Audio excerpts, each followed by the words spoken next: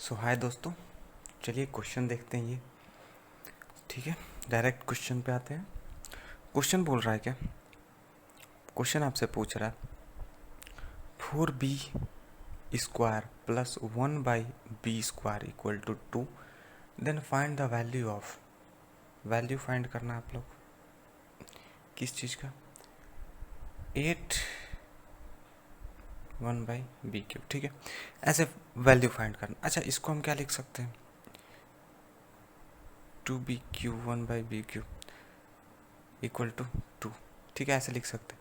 अच्छा, इस क्वेश्चन को बनाने से पहले एक छोटा सा चीज़ मैं बताना चाहूँगा कि आपको पता होगा, ज़रूरी पता होगा।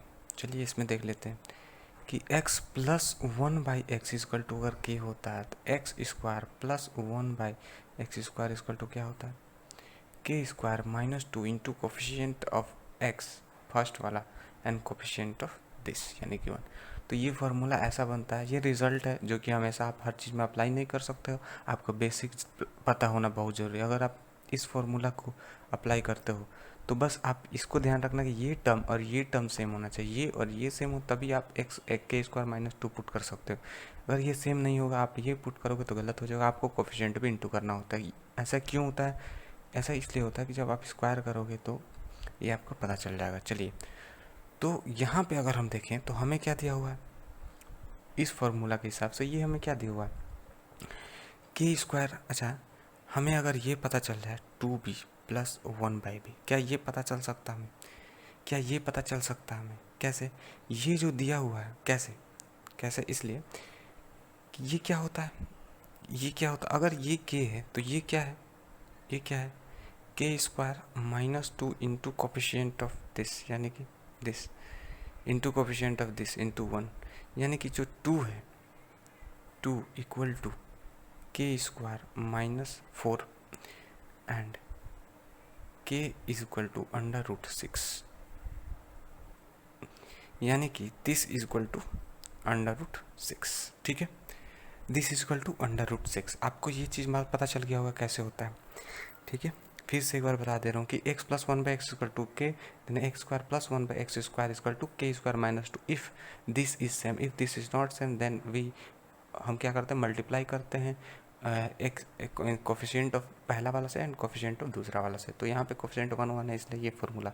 अगर कोफिशिएंट यहाँ पे 2 है तो यानी कि इसमें 2 से मल्टीप्लाई किया गया, और कोफिशिएंट ऑफ सेकंड यानी कि 1 से, यानी कि k² -4 का वैल्यू 2 है तो k का वैल्यू -√6 हो जाएगा ना। हमें क्या निकालना है?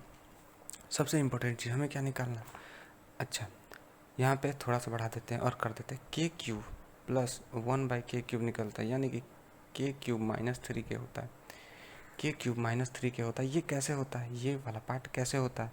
ये पार्ट कैसे होता है? जब आप इसका क्यूब करोगे तब ये आपका आ जाएगा। अच्छा, अब इसी से रिलेटेड आप इसमें जब क्यूब करोगे थोड़ा शायद कंफ्यूज होगे, तो वो कन्फ्यूज़न में क्वेश्चन को लेके दूर कर दे रहा हूँ। ठीक है, अच्छा, अब आप इसका क्यूब करोगे। इसके लिए शॉर्ट फार्मूला भी है, लेकिन हम शॉर्ट से नहीं जाएंगे क्योंकि शॉर्ट आपको ना एक प्रॉपर रिजल्ट होता है। जैसे इसका ये रिजल्ट है, पर यहाँ पे 2 3 करते तो इसका ये रिजल्ट नहीं रह जाएगा, इसलिए हम प्रॉपर इसको करते हैं। ठीक है, चलिए तो प्रॉपर करते हैं। तो जब हमको क्या निकालना है कि ध्यान से देखो, हमें क्या चाहिए? हमें चाहिए 2b³ लिख सकते हैं, 8 है, 1/b³ चाहिए। ठीक है, हमें ये चाहिए। अच्छा, आगे चलते हैं। ठीक है, उम्मीद है आपने वो कर लिया होगा नोट। ठीक है, आप देखो आगे चलते हैं। तो आगे ये हो जाएगा, इसका स्क्वायर करते हैं और इसका भी स्क्वायर करते हैं तो क्या हो जाएगा? आपने स्क्वायर करना जान रहे होगे आप। तो ये होता है ए का क्यूब प्लस बी का cube plus 3 into a into b, 3 into 2b यानी 3 into b, 3 into 2b into b यानी कि 2 हो जाएगा, एंड ए प्लस बी यानी कि 2b plus B equal to, एक इधर क्यूब किया तो उधर भी क्यूब यानी 6√6 हो जाएगा, 6√6 हो जाएगा। अच्छा, यहाँ पे आप एक गलती मत करना। ठीक है, आप यहाँ पे ध्यान देना कि जब आप इसको निकालो तो आप इसको इससे इंटू करके यहाँ पे कंफ्यूज मत हो जाना, यानी थोड़ा सा भी गलती मत करना। यहाँ पे आपको पता है क्या करना है? यहाँ पे आपको वैल्यू रखना है इसका, क्योंकि ये तो हमें पहले से मालूम है। देखो, ये और ये सेम है, ये हमें पहले से मालूम है, तो आप यहाँ पे प्लीज़ गलती मत करना। ठीक है, और हो सकता है आपने यहाँ पे गलती किया हो कभी, तो देख लेना। अच्छा, प्लस 2b प्लस 1/b³। अच्छा, अब क्या कर सकते हैं, अब इसको हम आगे लिख सकते हैं क्या, कि 6 √6 का स्क्वायर यानी कि 2b³ plus 1/b³ equal to 6 minus 6√6। ये क्या हो जाएगा, -6√6 हो जाएगा यहाँ पे, ये पार्ट इधर जाएगा तो ये क्या हो जाएगा, 0। ये हो जाएगा आंसर आपका। अच्छा, अब मैं इसका अगर शॉर्ट बनाऊँ तो कैसे होगा, शॉर्ट बनाऊँ इसका तो कैसे हो जाएगा, ये 3 के अगर यहाँ पे कोफिशिएंट सेम है यानी कि जो x प्लस 1/x अगर कोफिशिएंट है सब, तब तो ये फॉर्मूला अप्लाई होगा।